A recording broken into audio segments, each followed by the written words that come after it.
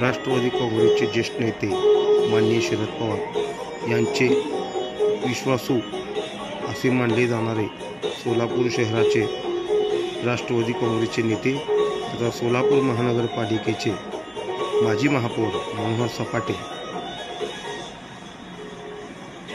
यांच्या महापराक्रमाची नवी गाथा 45 वर्षीय महिलेवर अतिप्रसंग करण्याचा डाव हुकला आणि त्या महिलेने फौजदारवाडी पोलीस स्टेशनमध्ये विनयभंगाचा गुन्हा ठोकला। वारी मनोहरा, झालास का तू?